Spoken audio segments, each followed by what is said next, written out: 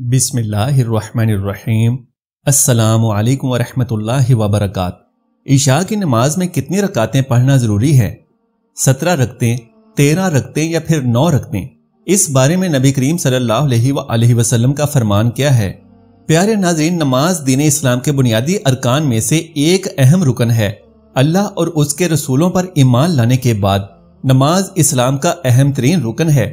اس کی فرضیت قرآن و سنت اور اجماع امت سے ثابت ہے۔ جیسا کہ ہم سبھی جانتے ہیں کہ نماز شب معراج کے موقع پر فرض کی گئی۔ یہ بات بھی قرآن و سنت اور اجماع امت سے ثابت ہے کہ نماز شب معراج کے موقع پر فرض کی گئی۔ ناظرین کرام، قرآن و سنت اور اجماع کی روح سے روزانہ دن میں 5 وقت کی نمازیں فرض ہیں، یعنی نماز کی ادائیگی کے 5 اوقات ہیں۔ اسلامی نظام عبادات میں نماز کی اہمیت کا اندازہ اس بات سے بخوبی لگایا جا سکتا ہے کہ قرآن حکیم میں 52 مقامات پر نماز کا ذکر آیا ہے۔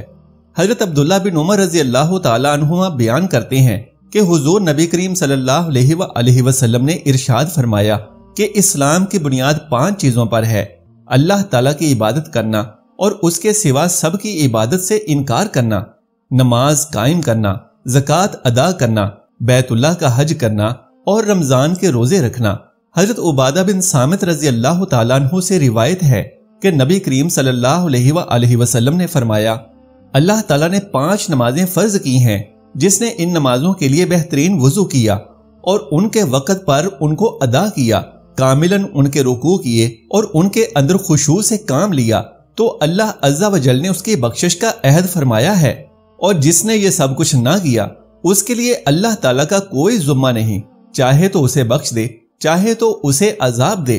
ناظرین کرام، نماز کی اہمیت اس قدر زیادہ ہے کہ نبی کریم صلی اللہ علیہ وسلم نے اپنے وصال کے وقت امت کو جن چیزوں کی وصیت فرمائی ان میں نماز کی سب سے زیادہ تاکید فرمائی۔ یہی نہیں بلکہ حضرت علی رضی اللہ تعالی عنہ سے مروی صحیح حدیث کے مطابق آخری الفاظ جو نبی کریم صلی اللہ علیہ وسلم کی زبان اقدس پر بار بار آتے تھے وہ یہی تھے کہ نماز کو لازم پکڑو اور اپنے غلام لونڈی کے بارے میں اللہ تعالیٰ سے ڈرتے رہنا۔ باروایت ابو داؤد۔ پیارے ناظرین، اب بات کرتے ہیں غیر موقدہ سنت اور نوافل چھوڑنا۔ واضح رہے کہ فرض نماز تو فرض ہے اور وتر کی نماز واجب ہے، لہٰذا ان دونوں نمازوں کو چھوڑنا تو گناہ کبیرہ ہے۔ اگر وقت پر نہیں پڑھی تو بعد میں قضا کرنا لازم ہے، جبکہ ان کا مستقل چھوڑنے والا فاسق ہے۔ سنت موقدہ کا اہتمام کرنا واجب کے قریب ہے، بلکہ کسی عذر کے بغیر سنت موقدہ کا چھوڑنا بھی جائز نہیں اور باعث گناہ ہے۔ لہٰذا جو شخص بلا کسی عذر کے سنت موقدہ چھوڑتا ہے وہ گناہ گار ہے اور اللہ تبارک و تعالیٰ کے ہاں بلند درجات سے محروم ہے، اور رسول اللہ صلی اللہ علیہ وسلم کی شفاعت سے محرومی کا خطرہ بھی ہے۔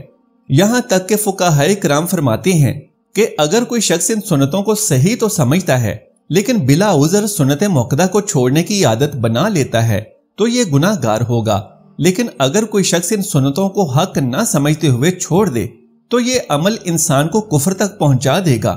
البتہ کوئی عذر ہو، مثلا وقت کم ہو اور صرف فرض نماز ہی ادا کی جا سکتی ہو یا کوئی اور ضرورت ہو تو اس وقت سنتوں کو چھوڑ سکتا ہے۔ باقی سنت غیر موقدہ اور نوافل میں پڑھنے اور نہ پڑھنے کا اختیار ہے۔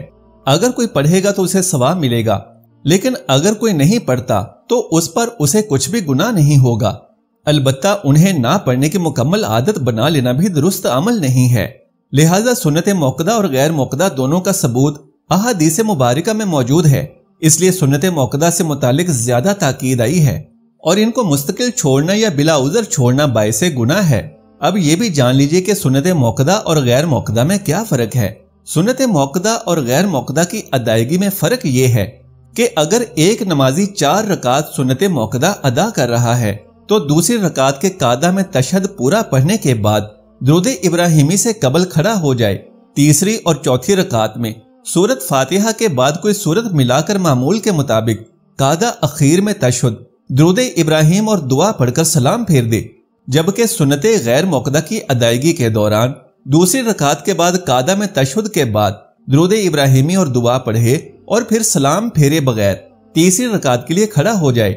تیسری رکعت کے لیے کھڑا ہونے کے بعد پہلے ثنا اور تعوذ تسمیہ پڑھے اور بقیہ نماز موقدہ سنتوں کی طرح ہی ادا کرے۔ اب یہ بھی جان لیجئے کہ کچھ لوگ یہ سوال کرتے ہیں کہ کیا ہم عشاء کی نماز مختصر پڑھ سکتے ہیں، یعنی اگر طبیعت ٹھیک نہ ہو تو کیا 17 رکعت سے کم بھی نماز پڑھ سکتے ہیں یا پھر 17 رکعتیں پڑھنا ہی ضروری ہے؟ ناظرین کرام، عشاء کی نماز میں 17 رکعتیں پڑھی جاتی ہیں، یعنی 4 رکعت سنت غیر موقدہ جو فرضوں سے قبل ہیں، اس کے بعد 4 رکعت فرض، پھر 2 سنت موقدہ فرضوں کے بعد، پھر 2 نفل اس کے بعد، پھر 3 وتر اور پھر اس کے بعد پھر سے 2 رکعت نفل۔ یہ ٹوٹل 17 رکعت ہیں۔ اب اگر ان میں کوئی شخص سنت غیر موقدہ کو چھوڑ دیتا ہے تو کوئی گناہ نہیں ہے اسے، لیکن پڑھنا چاہیے۔ رسول اللہ صلی اللہ علیہ وآلہ وسلم کا فرمان ہے جس کا مفہوم ہے کہ قیامت کے دن اگر کسی شخص کی فرض نمازوں میں اگر کوئی کمی رہ گئی ہوگی تو نوافل کے ذریعے سے اس کمی کو پورا کیا جائے گا، یعنی نوافل بھی پڑھنے چاہیے کیونکہ ان کے پڑھنے کا بہت زیادہ اجر و ثواب ہے اور بہت ہی زیادہ فضیلت ہے۔ ناظرین کرام، سنت غیر موقدہ اسے کہتے ہیں کہ مان لو کہ اگر کوئی شرعی عذر ہے تو آپ چھوڑ سکتے ہیں، یعنی اگر آپ سفر میں ہیں یا طبیعت ٹھیک نہیں ہے تو آپ ان کو چھوڑ سکتے ہیں اور کوئی گناہ نہیں ہے۔ اب اس میں جو 4 رکعتیں فرض ہیں یہ ضروری ہیں، اگر آپ فرض چھوڑیں گے تو آپ کو اس کی قضا کرنا لازم ہے کیونکہ ہم فرائض نہیں چھوڑ سکتے۔ اور اس کے بعد پھر 2 رکعت سنت موقدہ جو فرضوں کے بعد پڑھی جاتی ہے، اور جان لیجئے کہ سنت موقدہ کو بغیر کسی شرعی عذر کے ترک کرنا یہ گناہ سے خالی نہیں ہے، اور ایسا شخص جو سنت موقدہ کو ترک کرنے کی عادت بنا لیتا ہے اس کے بارے میں علماء ارشاد فرماتے ہیں کہ ایسے شخص کے بارے میں خطرہ ہے کہ قیامت کے دن وہ شخص نبی کریم صلی اللہ علیہ وآلہ وسلم کی شفاعت سے محروم نہ رہ جائے۔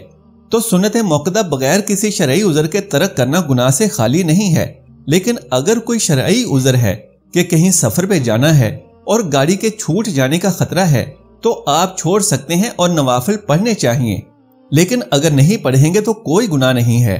لہٰذا اس حساب سے عشاء کی نماز میں 4 رکعت فرض، اس کے بعد 2 سنت موقدہ اور 3 رکعت وتر واجب پڑھنا یہ لازمی اور ضروری ہے، کیونکہ وتر بھی واجب ہیں، اور اگر آپ وتر چھوڑیں گے تو آپ کو اس کی قضا کرنا ضروری ہے۔ لہٰذا کم سے کم 4 رکعت فرض، 2 رکعت سنت اور اس کے بعد 3 رکعت وتر ادا کرنا یہ عشاء کی نماز کے لیے ضروری ہے، اور نوافل اگر آپ پڑھیں گے تو بہت ہی زیادہ اجر و ثواب ہے اور ان کی بہت ہی زیادہ فضیلت ہے، لیکن اگر نہیں پڑھیں گے تو کوئی بھی گناہ نہیں ہے۔ اللہ تبارک و تعالیٰ سے دعا ہے کہ ہمیں روزانہ 5 وقت کی نمازیں باجماعت ادا کرنے کی طاقت اور توفیق مرحمت فرمائے، اور ہمارا خاتمہ بالایمان فرما کر ہمیں نبی کریم صلی اللہ علیہ وآلہ وسلم کی شفاعت نصیب فرمائے اور جنت الفردوس میں ہمارا مستقل ٹھکانہ اور مقام بن جائے، آمین یا رب العالمین۔ محترم ناظرین، درخواست ہے کہ ہماری حوصلہ افزائی کے لیے ہماری اس معلوماتی ویڈیو کو لائک اور شیئر ضرور کریں، اور اگر ابھی تک آپ نے ہمارے اسلامی و اصلاحی چینل کو سبسکرائب نہیں کیا تو براہ کرم سبسکرائب ضرور کریں۔ جزاک اللہ خیرن کثیرا۔ اللہ ہم سب کا حامی و ناصر ہو۔